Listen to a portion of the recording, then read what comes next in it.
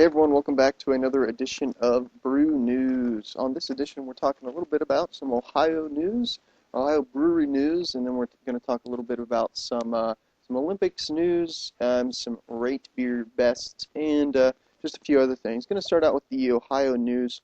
Walked into the grocery store a few days ago and noticed that New Belgium now has 6-packs available in Ohio. They first released their bombers, the 22-ounce bottles of some of their main beers and some of their specialty beers. Now they have, at least I saw 4 different beers in 6-packs. Their Snapshot Wheat Beer, their Rampant Imperial IPA, of course Fat Tire Amber Ale, and Ranger IPA. I picked up the Rampant as well as some other beers. I will probably post a review of that here soon. Another beer I actually picked up was Miller Fortune, just came out. I'll be posting a review of that.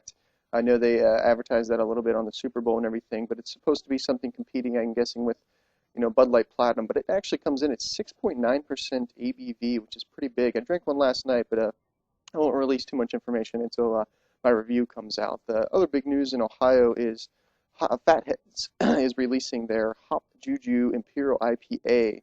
And this is the beer that won first place in the Imperial IPA category at the Great American Beer Festival, beat out 148 other breweries. It was actually the second most entered category, and this beer won a gold medal. They're releasing it Thursday, February 13th, which would actually be tomorrow, at their production facility and I think their tap room. I won't be able to get up there for that, but I'm hoping to pick up maybe a couple 4-packs of it when it reaches the Columbus area. Definitely something I would seek out if you can find some.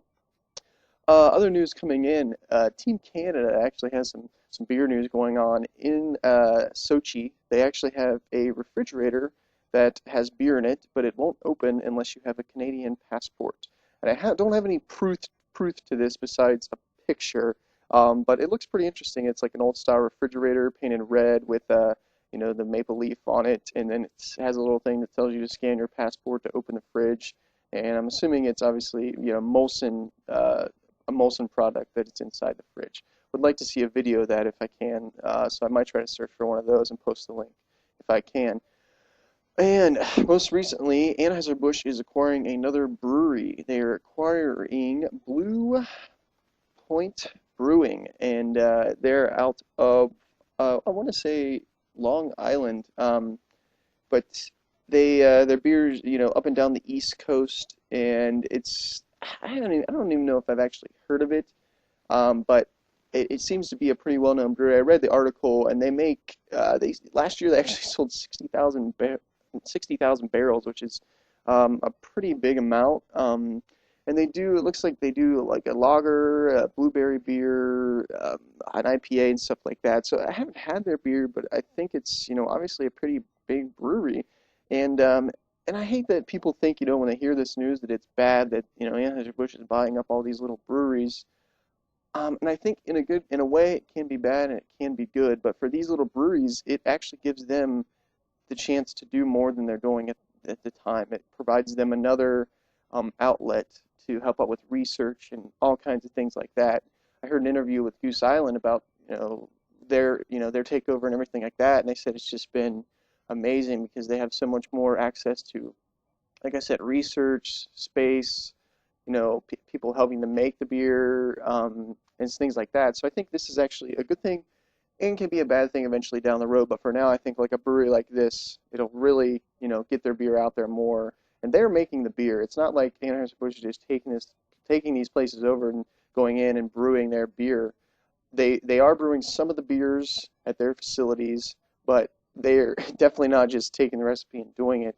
The brewer from Goose Island or from these places are actually going there and making sure the beer is up to what it should taste like before they, give them the okay to start making mass amounts at their breweries. So some interesting news. I definitely think we're going to be hearing more about Anheuser-Busch taking over some other breweries, but that's the most latest one for now. And to wrap things up, the Ratebeer Best has just been released, and I don't know if all the categories have been released, but the one that I caught my eye was the top new brewers in the world, because Rhinegeist Brewery out of Cincinnati, Ohio, at number 7, and I don't think I've had their beer yet.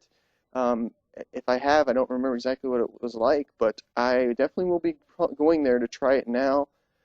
Jim Matt, I guess, is the head brewer. He used to work for Sun King. Some of the beers that they mention are their Truth IPA and then their Spikelet, and I'm not sure what type of beer the other one is, but Truth is their IPA, and I've heard about that thing, that beer. Some people have actually told me about that. And then, they release their best beers in the world, and they don't really rank these. They just put them in alphabetical order because they don't want to, because it's so hard to pick the best beer in the world. At least, at least they were saying on the, that on the podcast that I listened to with them.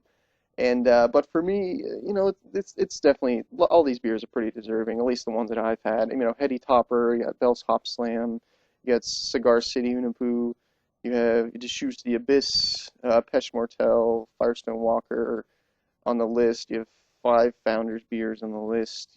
Goose Island Bourbon County, Hair of the Dog's on there. Hill Farmstead has a ton of beers on there. Lost Abbey, McKellar, there's New Glarus, Russian River has a ton of beers on there. Stone has a few. Three Floyds, of course, and then West Terran 12's on there. But a really, really good list, and probably a list that if you're wanting to try some great beer, go check it out on Ratebeer's website. It is the Ratebeer Best. That's pretty much it for news, and as far as things go with me, I will be throwing the second round of dry hops into my Pliny the Elder attempt clone, and should be taking that off in about a week. It'll be dry hopping for 14 days. Fermentation took about a week, and then I threw the dry hops in. I still have some beer in the keg, but it'll probably be gone by that point. There's not much left. And yeah, other than that, I'm putting on a few beer festivals coming up in spring and a few in the summer. So should be some fun stuff. Look for, like I said, the review of that New Belgium Imperial IPA, Miller Fortune. I have some old backed up reviews too that I need to get out there, as well as some newer beers that I'm starting to review. So if you have any comments, let me know. If you want me to talk about anything in the next episode, again, let me know. Cheers.